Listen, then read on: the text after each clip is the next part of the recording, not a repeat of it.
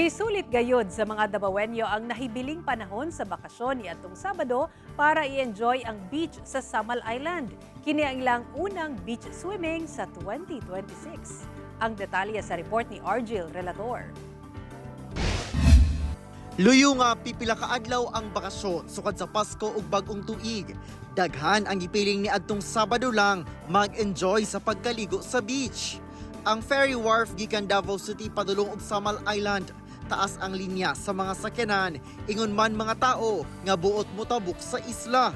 Solito na lang kuno nila ang nahibiling adlaw sa bakasyon, labi na kadtong dunay mga bata. Sanglit dunay klase karong Lunes. Gani, mag-overnight lang sila sa isla ug balik ra pod pagka Domingo. Musilito niya kay para pagsulod sa klase ba wala yung kuan. Back-to-eskwela na pod. Back-to-eskwela na pod. Pressure na po kayo sa kuan sa academics. Tapos, overnight na po dito.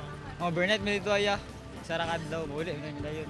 Bahalag magpaabot matud pa sila sa linya, basta kay makalaag sa isla. Sama ni ining magbanay nga karon lang mga ligo sa dagat sa Samal sa pagduong gamay ra og tao apan nakigdungan na hinuon sila sa daghang mga liguay. Karon lang kay wami mo sabay sa katong kanon atong kuan. Kay daghang tao. Abi na mo gabay na lang tao daghang madigapon. Palihin na sa matud pa nila kini nga mas makalaag pa kauban ang pamilya sa bag-ong tuig 2026. Kauban si Melchor Awing sa kamera. Ako si Argil Relator.